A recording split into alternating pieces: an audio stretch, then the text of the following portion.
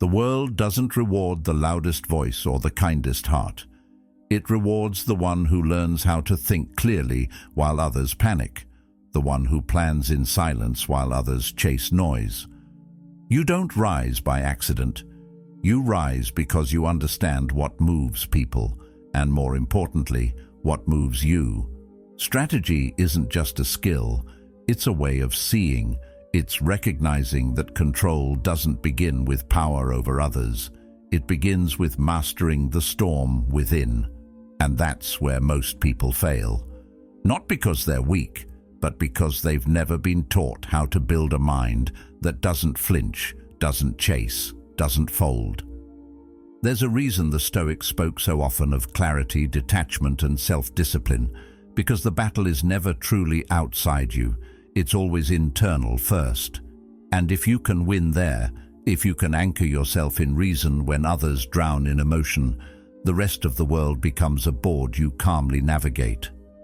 If you're the kind of person who's done being pulled by chaos, who's ready to start designing a life with clarity, control, and purpose, then please subscribe for you, because every step forward is a quiet rebellion against everything trying to keep you small.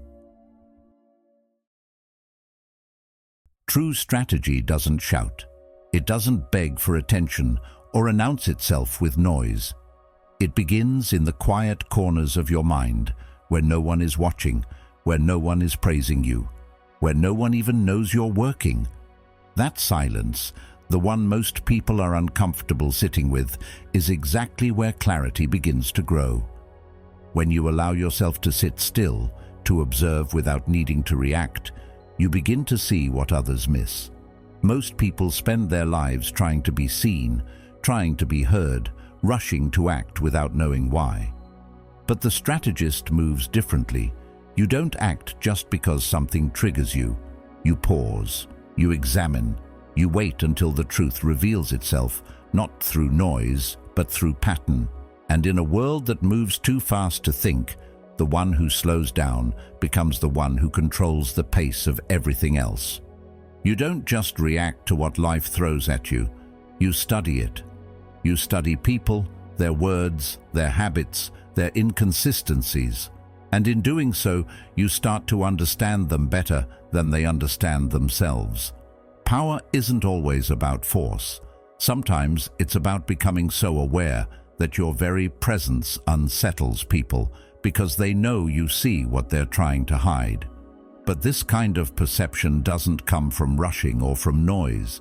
It's built in the dark, in the quiet, when you're sitting with your thoughts while everyone else is busy distracting themselves. That's the blueprint. The world wants you loud and impulsive. But real control comes from being the one person who knows exactly when to speak and when to stay silent.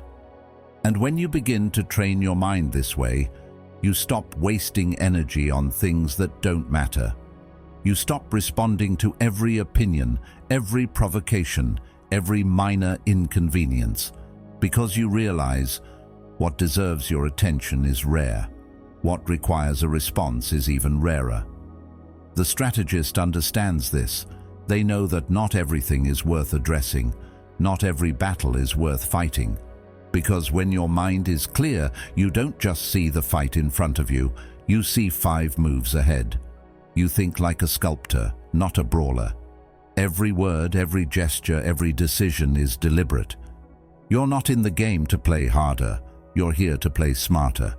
There's a quiet kind of power that comes from knowing your next 10 moves before you make the first one. It makes you calm, because nothing surprises you. It makes you disciplined, because you don't need to prove anything. It makes you feared, because people can't predict you. They can't rattle you. They don't know what you're thinking, and that unknown becomes your shield. And when you move, it's not rushed, it's precise. Like the way a storm gathers before it strikes, silent but certain. You don't chase momentum, you build it. You don't grab at power, you design it. This design begins within, not with domination over others, but with mastery over your own impulses, fears, and distractions. Marcus Aurelius once wrote, "The nearer a man comes to a calm mind, the closer he is to strength." That calm doesn't appear magically. It's forged through discipline. It's the result of countless moments when you chose to think instead of speak, to wait instead of rush, to watch instead of react. And when you live that way long enough, you start to feel a shift. You're not the same person anymore. You're not trying to keep up. You're deciding the pace. You're not trying to impress. You're focused on impact. Most people want control, but they've never taken the time to study what control really is. It's not the loudest person in the room. It's the one who understands what everyone else is missing. The one who knows what motivates people, what scares them, what they'll deny. And to get there, you have to be willing to spend time in that mental space no one else wants to visit, where nothing is certain, where patience is tested, where silence is your only companion. But if you can stay there long enough, something changes. You start to see the world less emotionally, more structurally, less about what should be and more about what is. You trade comfort for vision. And in that exchange, you gain something few ever will: command of your own reality. Carl Jung once said, "In all chaos there is a cosmos, in all disorder a secret order." The strategist is the one who sees that order, not just outside, but inside themselves. They don't ignore chaos, they decipher it. They don't run from confusion, they translate it. And through that process, they sharpen their awareness like a blade. Eventually, you reach a place where your calm becomes unsettling to others, where your ability to stay grounded when others panic becomes your leverage. That's not arrogance, that's earned composure. You begin to trust your instincts, not because they're wild guesses, but because they've been trained in solitude, in repetition, in failure, and in study. You're not chasing certainty anymore. You've built it within, and from that foundation, you operate. Every move you make carries weight, not because it's loud, but because it's intentional. And in a world built on distraction, the person who moves with intention becomes a force, not because they're feared, but because they are respected, not because they dominate others, but because they've mastered themselves. That's what the silent blueprint of power really is. It's not a checklist, it's not a tactic. It's a way of seeing, a way of being, a way of training your mind to function in a world that wants you emotional, impulsive, and lost. But you're not here to be swept away by the noise. You're here to be the one who sees clearly, acts wisely, and builds slowly. Because when your foundation is rooted in silence, in strategy, in deep understanding, you don't need to shout to be heard. Your presence speaks long before your words ever do. Emotion is loud. It rises like a wave, fast, overwhelming, and urgent.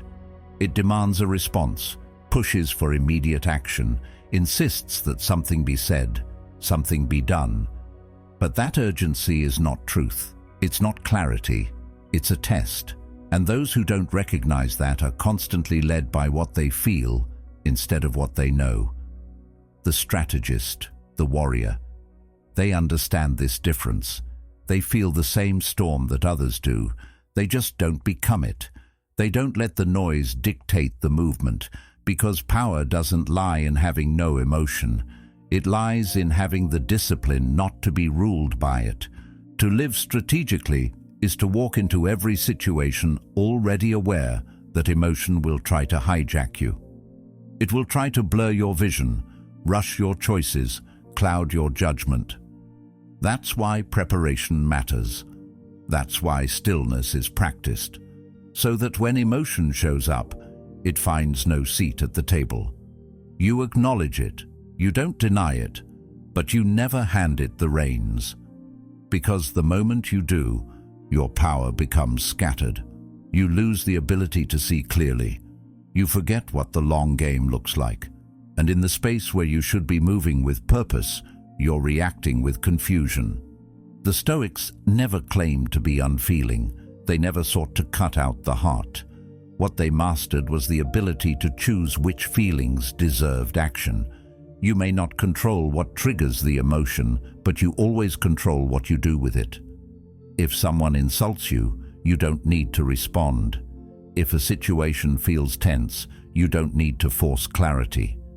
If fear shows up, you don't need to run. The disciplined mind knows when to act and when to sit still. And sometimes, silence is the most strategic response you can offer. People often think strength looks like force, like intensity, but the strongest people you'll ever meet are the ones who look calm in chaos. They're the ones who don't argue just to defend themselves. They don't explain themselves just to feel understood. They don't perform to prove their worth. They move with such clarity that explanation becomes unnecessary.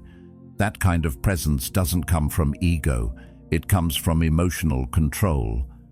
When you no longer seek to escape the discomfort of feeling, you become unshakable.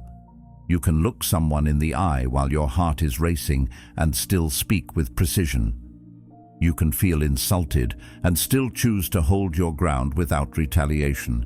You can be scared and still move forward with intention. You've probably experienced it yourself. The moment you snapped and regretted it, the time you rushed into something because you were afraid to wait, the apology you made after realizing you acted out of emotion, not reason. Those aren't failures, they're lessons, and they point to something important. That power without emotional discipline is unstable. It wobbles, it leaks. But when you begin to practice this awareness, when you start catching your reactions, noticing your triggers, sitting with your discomfort, you start to reclaim control, not just over situations, but over yourself. And once you do that, everything changes. Conversations slow down, reactions feel optional. You become aware of the energy in the room, but not swallowed by it. You see people trying to provoke you, and instead of getting drawn in, you observe. You watch the patterns. You collect information. And then when the time is right, you move, not from emotion, but from clarity. That movement hits different. It doesn't just get a result, it earns respect. Because everyone else is still caught in the tide of their feelings, and you've already stepped onto solid ground. This doesn't mean you stop feeling. It means you stop being your feelings. Carl Jung once said, "Until you make the unconscious conscious, it will direct your life and you will call it fate." When your emotions are unconscious, unexamined and unchecked, you end up building your life around them. You choose partners based on fear of being alone. You take jobs based on fear of failure. You argue because of pride, withdraw because of shame, run because of guilt. But when you bring them into the light, when you study what they're saying, when you understand where they come from, they stop leading, they start informing, and from there you can build something solid. Epictetus taught, "It's not what happens to you, but how you react to it that matters."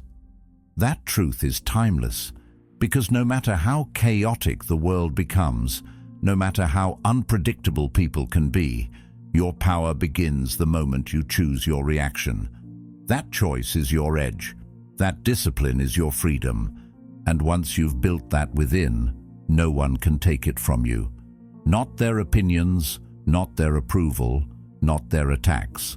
You move through the world like someone who knows what they're doing, someone who doesn't flinch, someone who sees clearly. And when others lose their balance, you remain centered, because you've trained for this, not in fire, but in stillness, not in panic, but in discipline. And that kind of strength doesn't fade, it deepens, it sharpens, it becomes who you are. People often confuse chaos with power. They see loudness, quick reactions, big movements, and assume there must be strength behind them. But that's not strength, it's noise. And noise is what the world trains you to respond to. But the warrior knows better. Real power doesn't come from how much space you take up. It comes from how still you can remain when everything around you tries to shake you. There's something deeply unnerving about the kind of person who doesn't flinch, someone who can sit in discomfort, in tension, and not be moved unless they decide to move. That's not passivity, that's command. You see it sometimes, people who walk into a room and instantly alter the energy without saying a word. It's not because they're intimidating, it's because their calm is loud. It sends a message that says, I am not here to be swayed, I am here to stay centered. And that kind of energy pulls attention without asking for it. Most people think being a warrior is about how hard you hit, but it's really about how stable you remain. It's about training your presence to be so still, so grounded, that others instinctively second-guess any attempt to challenge it. Because they feel what you've mastered internally, even before you speak. And this isn't something you inherit, it's something you build, through discipline, through hardship, through choosing again and again not to be baited into reaction. It's easy to yell, easy to respond, easy to get pulled into every battle you're invited to. But the warrior's calm is built in the decision to let 10 provocations pass without engaging, because you know not every conflict deserves your attention. You don't just protect your peace, you weaponize it. You let it create uncertainty in others. They can't tell what you're thinking, they can't read your face, they can't pull you out of position, and that unreadability becomes your shield. Stoicism isn't about suppression, it's about expression through discipline. Marcus Aurelius said, if you are distressed by anything external, the pain is not due to the thing itself, but to your estimate of it. That's what the warrior's calm recognizes. The situation is never what breaks you, it's how you internalize it. And once you understand that, you stop being reactive to every sharp word, every delay, every misunderstanding. You start observing instead of absorbing, and from that place, your actions become sharper, cleaner, more impactful, because they're not cluttered by confusion or ego. A true warrior knows that real strength lies in precision, not performance. And when your internal state is calm, your movements become deliberate. You don't overextend. You don't rush. You wait for the right moment, and when it comes, you don't hesitate. That's the difference between dominance and desperation. Desperation moves frantically. Dominance moves with timing. Calm allows you to see that timing. It gives you the clarity to strike once, cleanly, and walk away without the need to prove anything further. Carl Jung once said, even a happy life cannot be without a measure of darkness. The word happy would lose its meaning if it were not balanced by sadness. That's a reminder that calm doesn't mean blind optimism or emotional detachment. It means balance. It means being aware of what you feel but not enslaved by it. It means knowing the darkness exists, but not letting it define your identity. The warrior's calm is not about pretending bad things don't happen. It's about knowing you will not be broken by them when they do. There's a kind of psychological gravity that forms when you walk through life without the constant need to explain, defend, or impress. It doesn't mean you don't care. It means you've chosen what to care about. It means your time and energy are not freely available. They're earned. That energy, when others sense it, makes them pause. It creates distance, not because you're pushing people away, but because your energy communicates boundaries. And those boundaries, rooted in calm, demand respect without saying a word. Aristotle believed that excellence is a habit, not an act. And that's exactly what the warrior's calm becomes, a habit, a daily choice to remain grounded in a world addicted to noise. When others are rushing to react, you are breathing deeply. When the moment heats up, you cool it down, not for show, but because you know that your strength doesn't need to be loud to be real. The discipline it takes to stay calm in high-pressure moments is one of the rarest forms of mastery. And when you carry it long enough, it stops being something you have to think about. It becomes who you are. Imagine how much energy you could save by not being pulled into every emotional current. Imagine how many mistakes you could avoid if you just paused, breathed, and responded when you were ready, not when your feelings told you to. That's the advantage. And over time, it compounds. You become more efficient, more respected, more trusted, because people know you won't spiral, you won't overreact, you'll think, you'll listen, and when you do speak, it matters. Seneca wrote, "No man is more unhappy than he who never faces adversity, for he is not permitted to prove himself." Calm is not the absence of adversity. It's proof that you've learned how to face it without folding. And that proof becomes your presence. It becomes the thing people notice before you even speak. It becomes the reason people trust you in chaos and look to you in crisis. So when you carry calm, don't second-guess it. Don't shrink it to make others more comfortable. Understand what it communicates, understand what it protects, and understand what it builds. The world doesn't need more reaction. It needs more reflection. It needs people who can stand in the fire and not become it. People who can feel the weight of conflict and still walk with grace. That's the warrior. Not the loudest one in the room, but the most grounded. The one who walks with silence and leaves others echoing in the space they no longer control.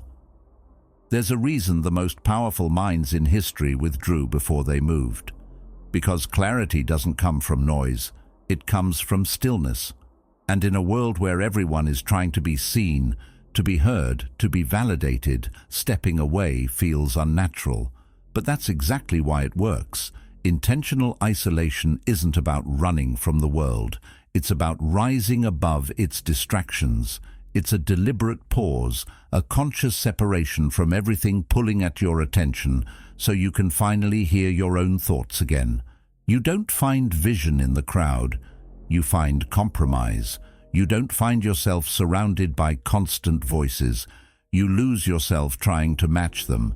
But when you step away, not out of rejection but out of purpose, something shifts. Your vision sharpens. Your mind calms. And suddenly, everything you were chasing begins to come into focus. Isolation is not emptiness, it's refinement. You don't need to constantly announce your progress. You don't need to document every step or share every win. Some things grow best in silence. Some victories are sharpened in shadows. And the person who learns to thrive in solitude learns to stop relying on validation. They begin to generate momentum from within. That's real independence. Not just doing things on your own, but becoming someone who doesn't need the world to tell them who they are. Solitude teaches you to be your own source of focus, motivation, and truth. And once you've tasted that kind of power, you stop seeking approval from people who don't even know where they're going. Carl Jung wrote, "The privilege of a lifetime is to become who you truly are." And that kind of becoming doesn't happen in crowds. It doesn't happen in noise. It happens when you walk away long enough to remember what matters. And in that quiet space, you begin to separate yourself from the chaos of the world.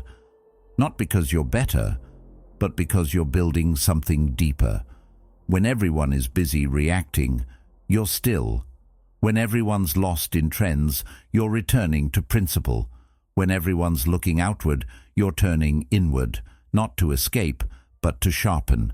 You train your focus like a blade. You learn to protect it. You learn to direct it. And eventually it becomes so sharp, so intentional, that nothing unnecessary can survive your attention anymore. Solitude is the architect of depth. It's the place where shallow goals die and meaningful ones are born. You stop chasing things just because others are chasing them. You stop accepting the life handed to you by the crowd and start crafting the life you actually want. There's power in that. There's peace in that. And there's responsibility in that too, because once you know your values, once you've clarified your vision, You can't pretend you don't. The silence leaves no excuses.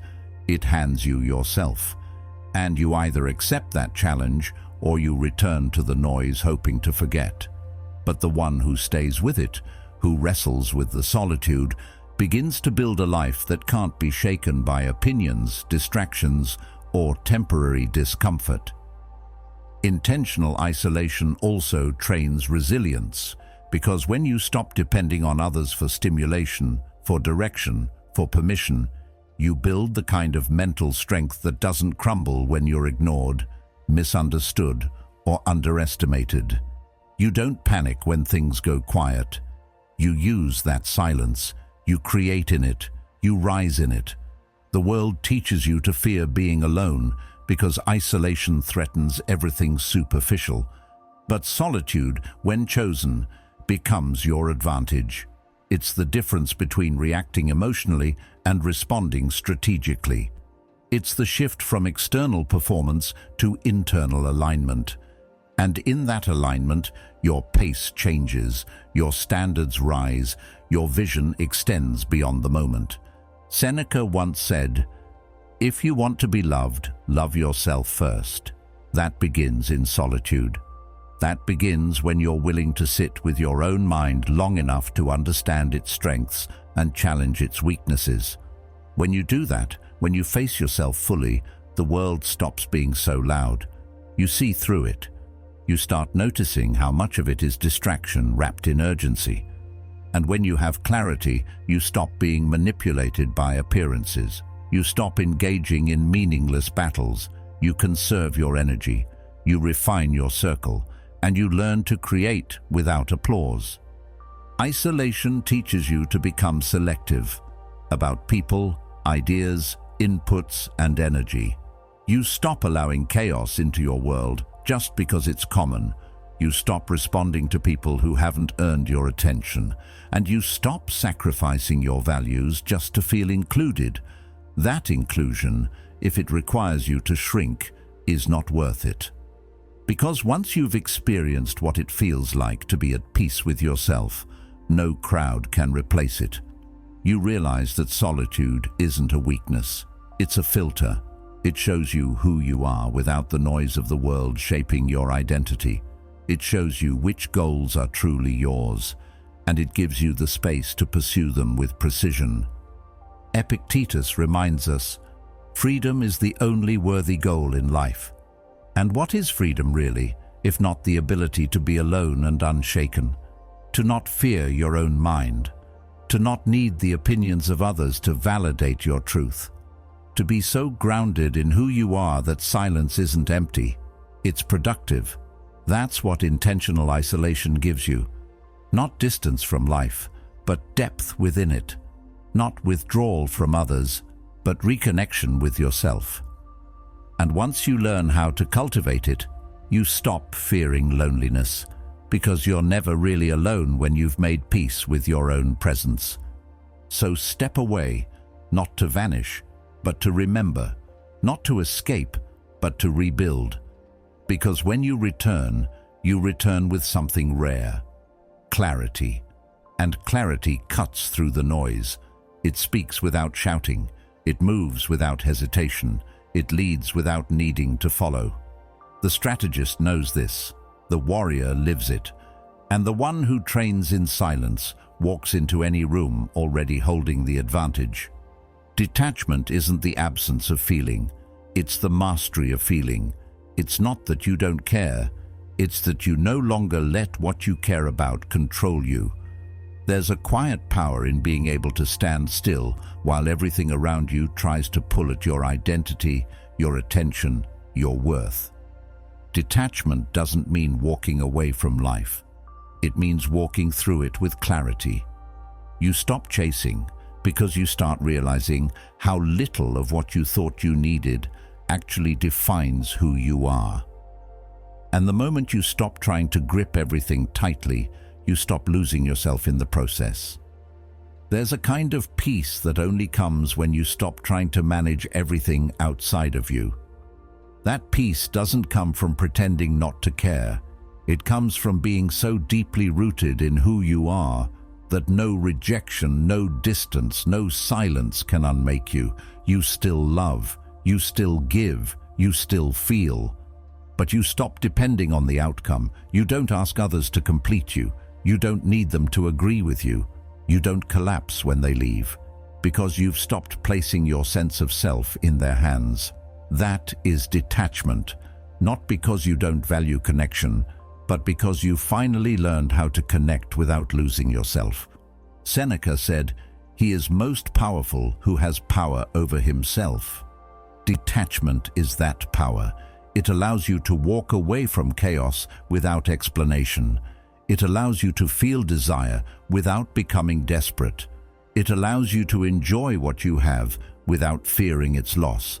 And that's rare, because most people live from a place of clinging to people who don't respect them, clinging to roles they've outgrown, clinging to outcomes that were never in their control to begin with. They call it loyalty or passion or commitment. But really, it's fear. Fear of being alone, fear of not being enough, fear of not being seen.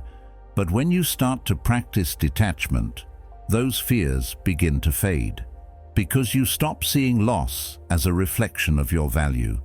You stop giving weight to the opinions of people who haven't earned your vulnerability. You begin to understand that what stays will stay, and what leaves was never truly aligned. You become patient with change. You stop demanding closure. You stop forcing clarity. You let life unfold without trying to squeeze it into your expectations. That doesn't make you indifferent. It makes you wise. And wisdom, by nature, is quiet. It doesn't beg. It doesn't chase. It doesn't attach itself to everything that feels good in the moment. It waits. It watches. It allows. And from that stillness, it decides. Carl Jung once said, "What you resist persists." That's exactly why detachment matters. The more tightly you hold on, the more power you give away.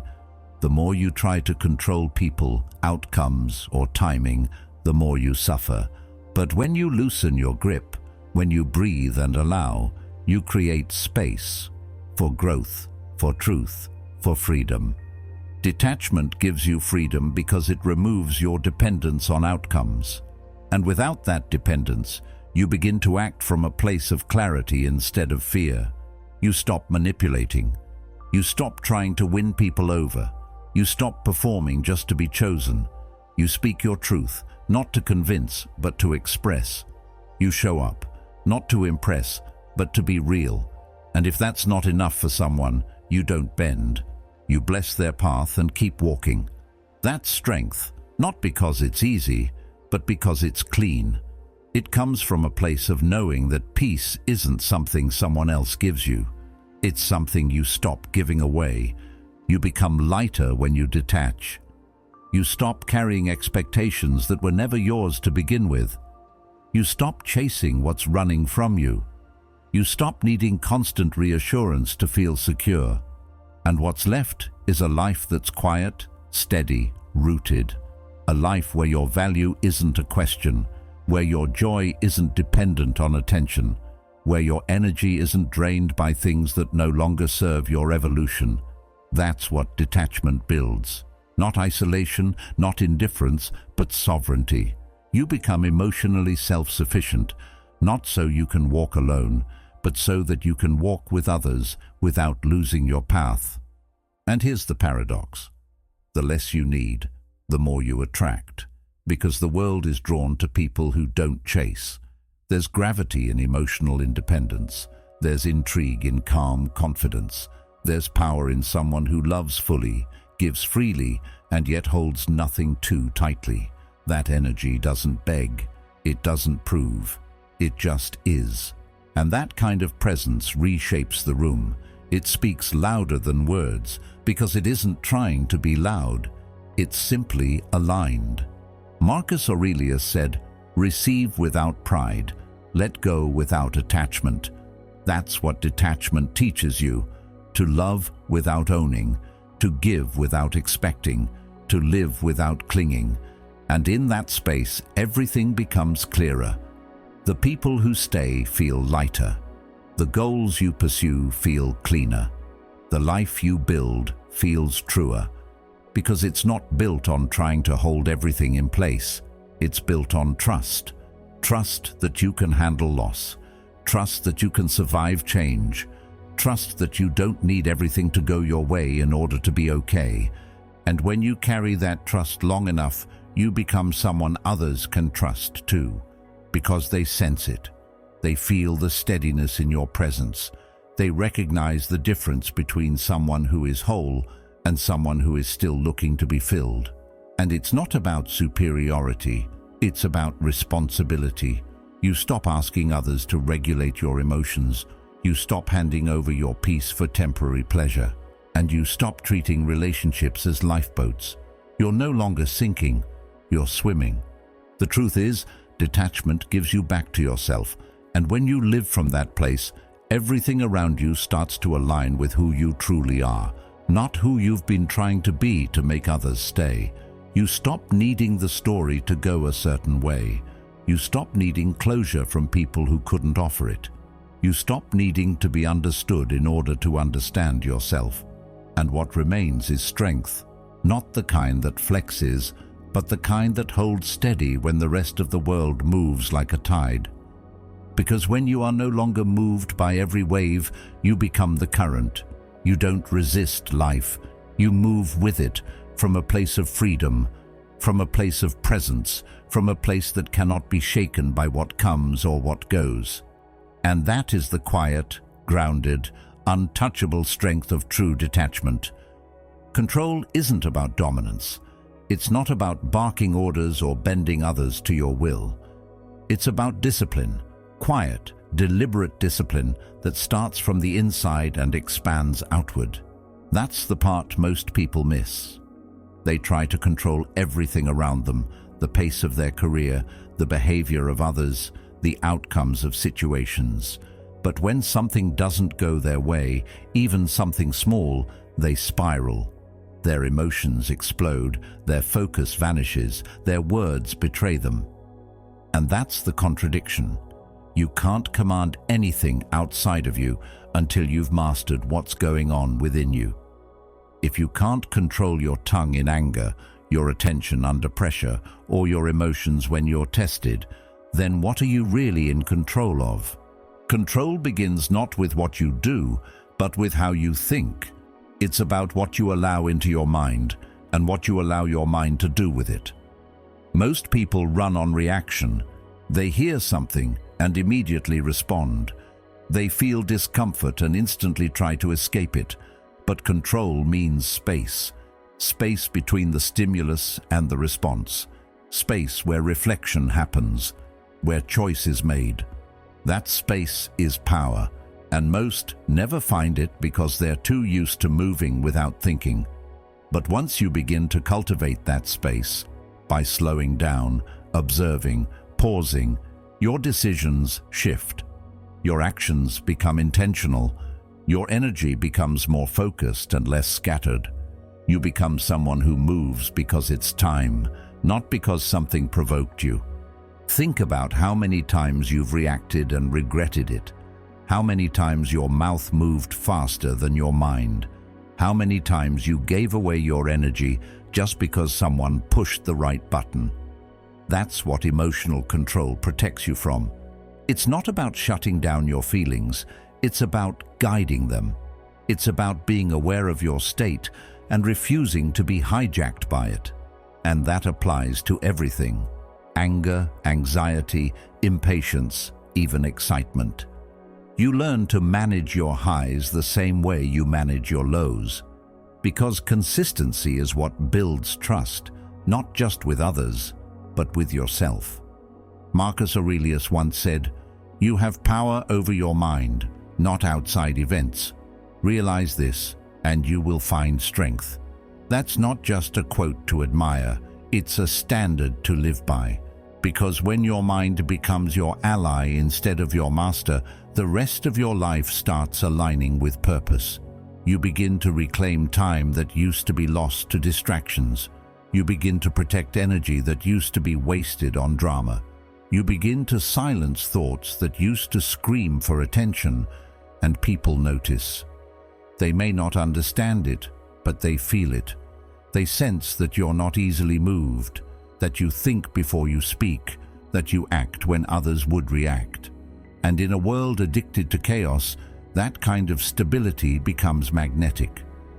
Control also means knowing when not to act.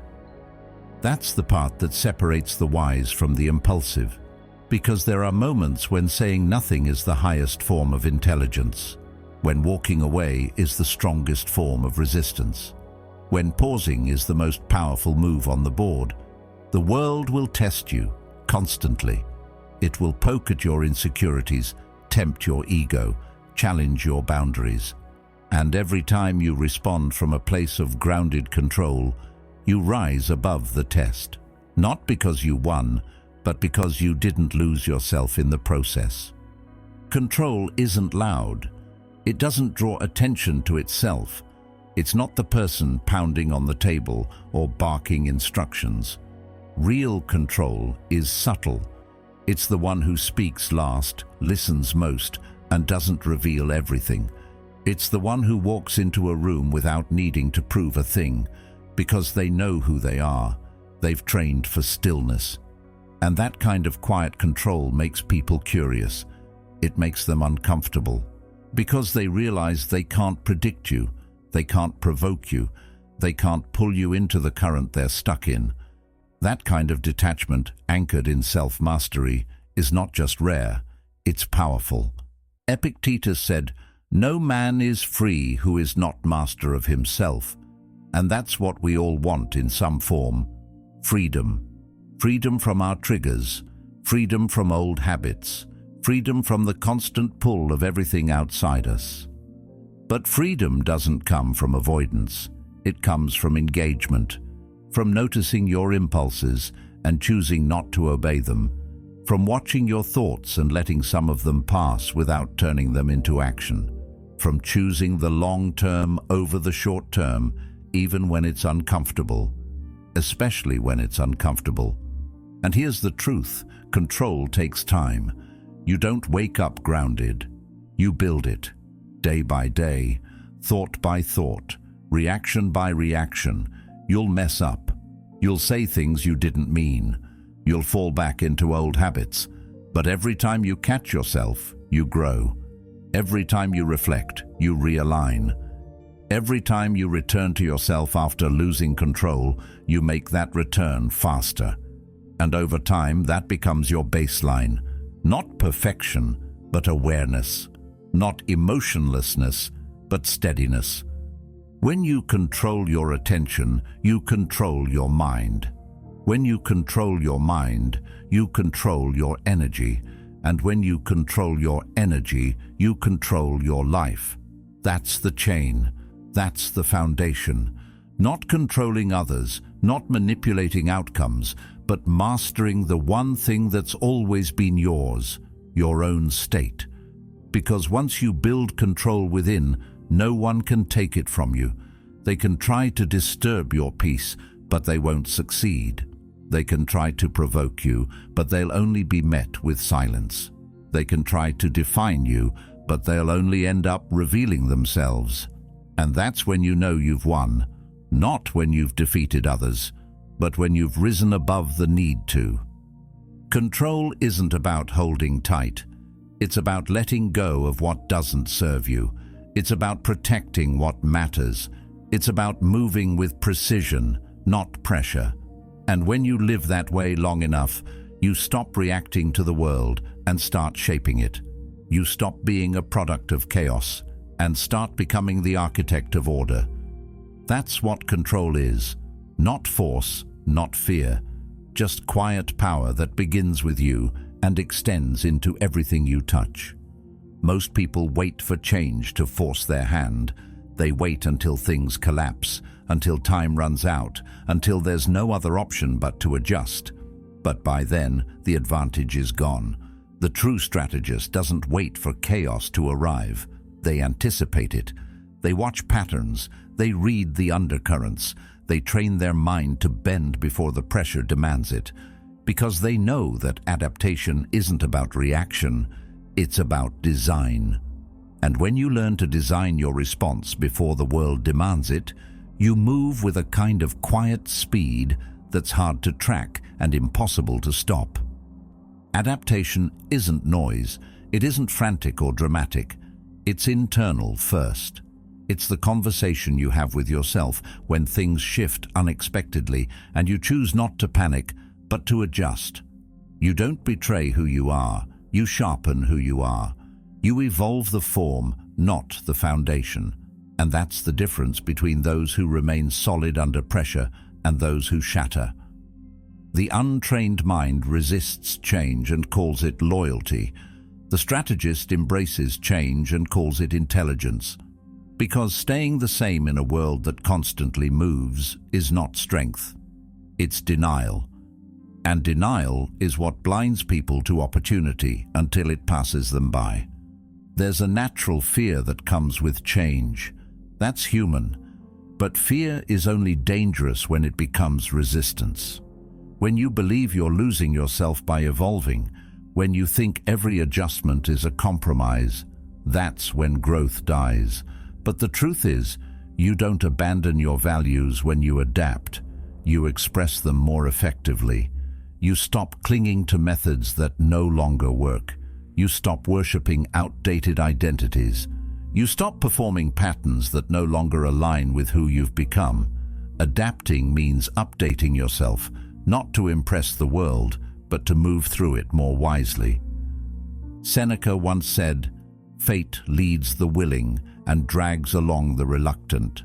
And that's the essence of this. If you resist the natural flow of change, you get dragged by it. You break under it. You suffer through it. But if you meet it willingly, if you accept that change is not the enemy but the next teacher, you begin to harness it. You use it. You stay ahead of it. You stop waiting for the world to decide your next move. You choose it yourself. That's not weakness. That's strategic strength, the kind that survives what others crumble under. Adaptation also requires self-honesty, brutal honesty. You can't evolve if you're still pretending the old way is working. You can't shift if your ego is too attached to how things used to be. That's where most people get stuck. Not because they don't have the capacity to change, but because they've tied their worth to outdated methods, fading relationships, past versions of themselves. And letting go feels like failure. But it isn't. It's clarity. It's realigning your path with where you're going, not where you've been.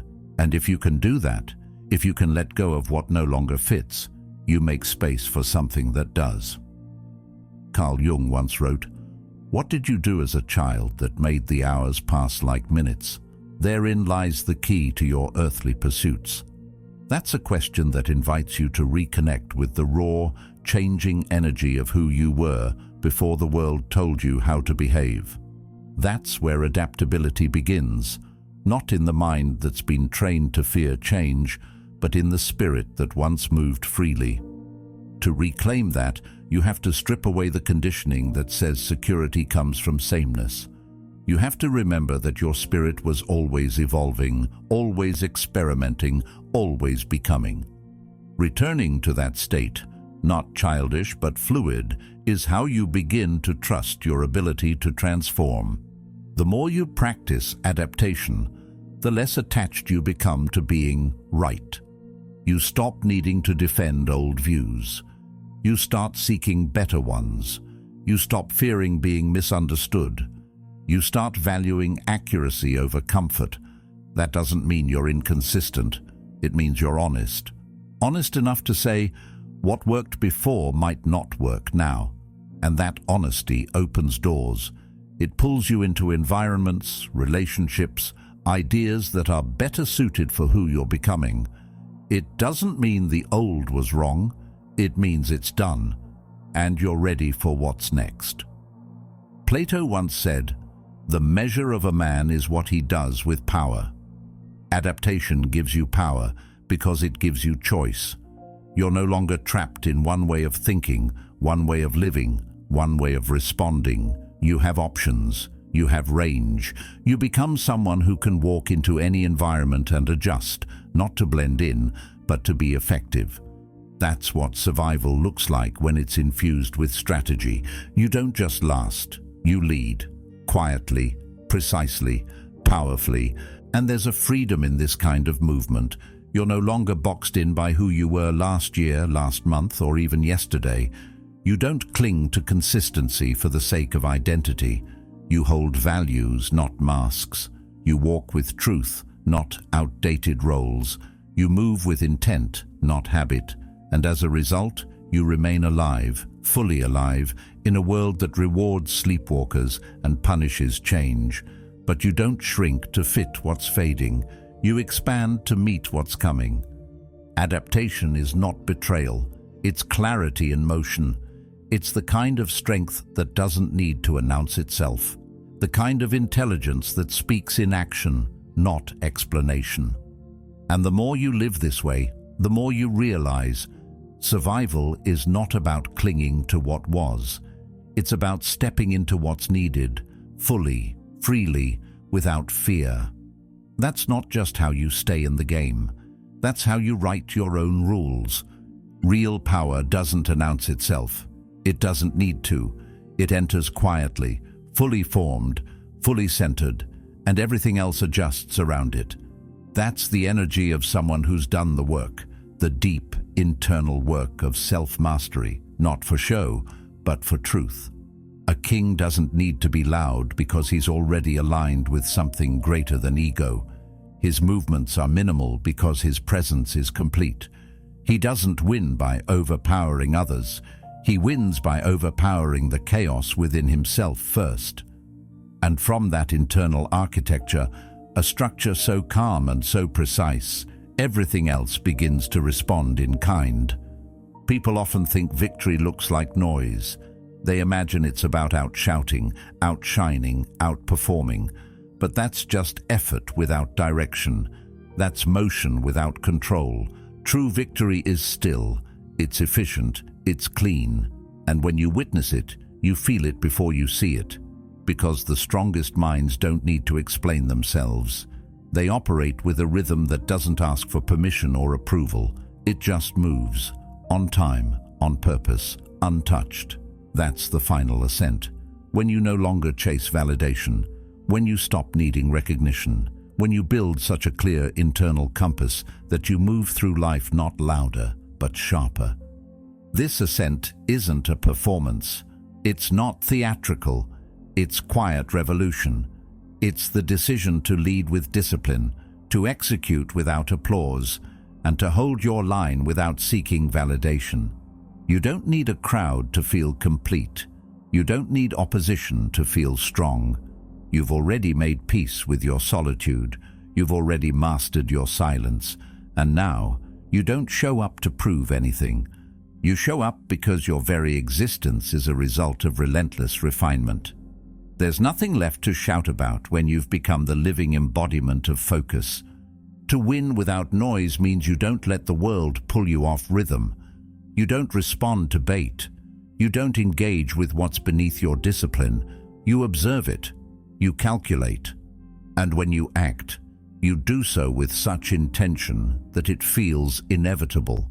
You're no longer reactive. You are architectural. You design your responses. You place your time with purpose. And you value your energy like a rare currency. You've learned that not everything needs your effort, your explanation, or your reaction. Because silence, when rooted in clarity, is more powerful than 1,000 words misused in haste. Seneca wrote, "The greatest blessings of mankind are within us and within our reach." And that's exactly why this level of power is so rare. Most people are too distracted to reach for it, too scattered, too invested in external noise to ever build the kind of order that commands attention in silence.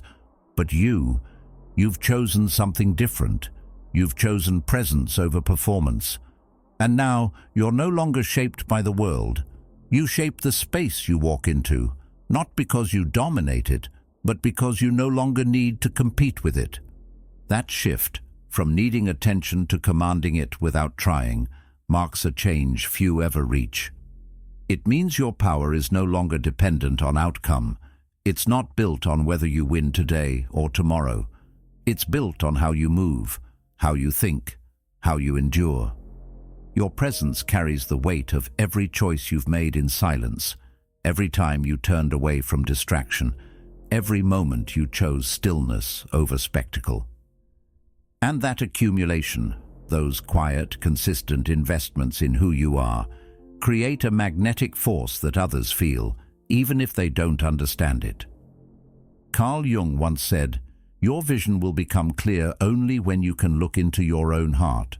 Who looks outside dreams, who looks inside awakes." And that's what this level of living is. It's the awakened state, the one where you're no longer dreaming about power, you're embodying it. Not because you took it from someone else, but because you claimed what was always yours, your focus, your presence, your control. This is the kind of awakening that doesn't make noise, but it changes the atmosphere, the kind that shifts the temperature of a room without saying a word. Because what's built in silence echoes louder than anything shouted in haste. To win like a king is to lead yourself first. Before you influence anyone else, you've held yourself to a higher standard. You've learned how to delay gratification, how to manage your emotions, how to stay composed when the weak would explode. You've chosen strategy over comfort, purpose over popularity, and you've built the kind of resilience that doesn't break under pressure. It calibrates. You've become a mirror to the untrained. They see your stillness and wonder how you're not shaken. They feel your detachment and question their own need for noise. That's the beauty of quiet power. It reflects back everything others haven't yet mastered in themselves. This final ascent isn't about reaching a peak where nothing challenges you. It's about becoming someone who moves so well under pressure that challenges just feel like puzzles, not battles. You no longer fight your way through life. You navigate it. You design your moves in silence. And when the world tries to disrupt your pace, you stay grounded. Not because it's easy, but because you've trained for it. You've stripped away the unnecessary. You've outgrown the noise, and now your life is shaped by discipline, not reaction, by design, not demand. And so you walk differently, not faster, not louder, but clearer. You've made the quiet your strength. You've made stillness your advantage. And now, the world doesn't question your value. It adjusts to it, not because you asked, but because you became undeniable. That's how you win without noise.